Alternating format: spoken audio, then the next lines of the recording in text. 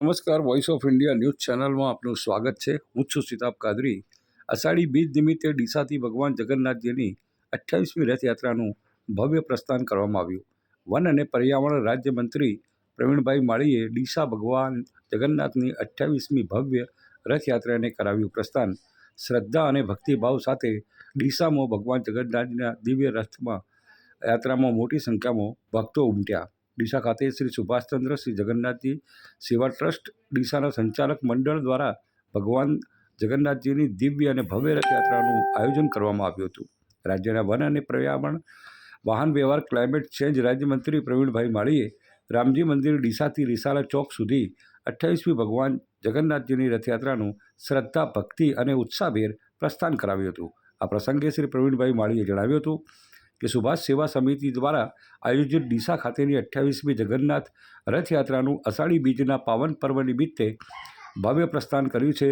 વર્ષભર જે પવિત્ર ક્ષણ ભક્તો આતુરતાપૂર્વક રાહ જોતા હતા તેઓ ભગવાન જગન્નાથજી આજે નગરચર્યાએ નીકળ્યા છે। ઐતિહાસિક અને મંગલમય અવસર સાક્ષી બનવા માટે ડીસા નગરના શ્રદ્ધાળુઓ મોટી સંખ્યામાં ઉપસ્થિત રહ્યા હતા। આ પ્રસંગે ભગવાન જગન્નાથજીની આરતી ઉતારી રથને પ્રસ્થાન કરવામાં આવ્યું હતું। તેમણે જણાવ્યું હતું કે ભગવાન જગન્નાથજીના આશીર્વાદથી રાજ્ય દેશ સુખ સમૃદ્ધિ શાંતિ અને સર્વાંગી વિકાસના માર્ગે સતત આગળ વધે તેવી પ્રાર્થના સાથે સૌએ અષાઢી બીજ જગન્નાથ યાત્રાની હાર્દિક શુભકામનાઓ હું પાઠવું છું। પવિત્ર પ્રસંગે મોટી સંખ્યામાં શ્રદ્ધાળુ ભક્તો ઉપસ્થિત ભગવાન જગન્નાથજીના દર્શનનો લાભ લીધો હતો। રથયાત્રાના સમગ્ર માર્ગ પર ભક્તિમય વાતાવરણ સર્જાયું। જય જગન્નાથના નાદથી સમગ્ર વિસ્તાર ગુંજી ઉઠ્યો હતો। વિવિધ ધાર્મિક અને સાંસ્કૃતિક ભાવનાઓ સાથે યોજાયેલી રથયાત્રામાં ભક્તોએ શ્રદ્ધાપૂર્વક ભાગ લીધો હતો। જગન્નાથજી સેવા ટ્રસ્ટ સંચાલન દ્વારા રથયાત્રાના આયોજન માટે સુંદર વ્યવસ્થા કરવામાં આવી હતી। ભગવાન જગન્નાથજીના ભાઈ બલભદ્રજી બહેન સુભદ્રાજીનું રથ ભક્તિભાવ સ્વાગત કરવામાં આવ્યું હતું। રથયાત્રા દરમિયાન ભક્તજનોમાં અનેરો ઉત્સાહ જોવા મળ્યો હતો।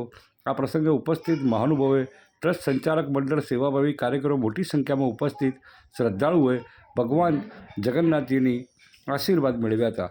આ પ્રસંગે શશિકાંત પંડ્યા, ગોવાભાઈ દેસાઈ તેમજ અન્ય રાજકીય ક્ષેત્રથી જોડાયેલા લોકો તેમજ સ્થાનિક લોકો, રાજકીય લોકો, નગરસેવકો મોટી સંખ્યામાં જોડાયા હતા। અત્યારે આપ દ્રશ્યોમાં જોઈ રહ્યા છો કે શશિકાંત પંડ્યા, પ્રવીણભાઈ માળી અને ગોવાભાઈ દેસાઈ જેઓ રથના સારથી બન્યા છે અને રથને રસ્સાથી ખેંચી અને તેનું પ્રસ્થાન અત્યારે કરાવી રહ્યા છે। સાથે સાથે મોટી સંખ્યામાં લોકો પણ, માવજીભાઈ દેસાઈ પણ અત્યારે તેમની સાથે જ જોડાયેલા છે। એટલે મોટાભાગના રાજકીય ક્ષેત્રથી જોડાયેલા તમામ લોકો અને ભાવિ ભક્તો મોટી સંખ્યાના અંદર શહેરના વિવિધ વિસ્તારોમાં ભગવાન જગન્નાથજીની રથયાત્રાએ ભ્રમણ કર્યું ત્યારે મોટી સંખ્યામાં સમગ્ર ડીસા શહેરના લોકો રસ્તા પર આવી ભગવાન જગન્નાથજીની યાત્રાને નિહાળી હતી અને રામધૂન સાથે તેઓ અત્યારે નીકળ્યા હતા અને અત્યારે પ્રવીણભાઈ પણ અત્યારે રામધૂન કરતાં આપણે જોવા મળી રહ્યા છે। ત્યારે